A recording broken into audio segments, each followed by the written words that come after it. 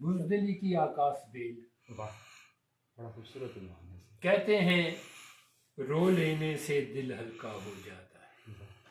کہتے ہیں رو لینے سے دل ہلکا ہو جاتا ہے، لیکن عمر کے اس حصے میں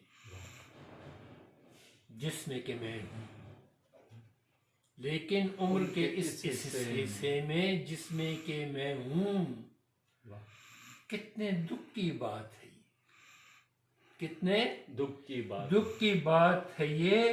میں دل کھول کے اور کھل کر اب رو بھی نہیں سکتا. بہت بڑی کیفیت ہے. میں دل کھول کے اور کھل کر اب رو بھی نہیں سکتا. سوچتا ہوں کہ میرے بچے مجھ کو روتا دیکھ نہ لیں.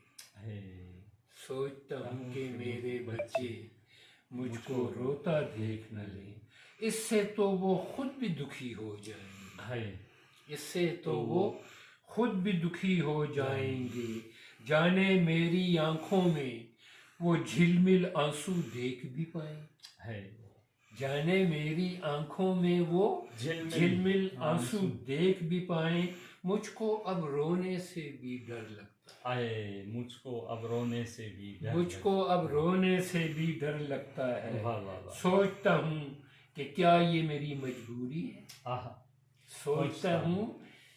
سوچتا ہوں کہ کیا یہ میری مجبوری ہے یا اب میں بزدل ہو گیا.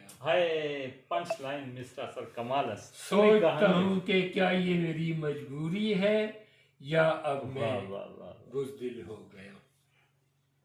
بہت شکریہ سر، آپ نے وقت دیا اور مجھے تر و تازہ کیا، شاداب کیا.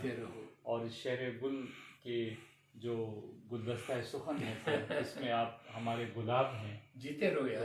مجھے خوشی ہوتی ہے سر آپ سے مل کر، اساتذہ کرام سے مل کر، ان کو دیکھ کر، ان کی دعائیں لے کر. تو سر خصوصی دعاؤں میں یاد رکھیے انشاءاللہ. اور جو بھی خدمت ہو سر، آپ نمبر میرا موجود ہے وجاہت کے پاس بھی آپ. بالکل.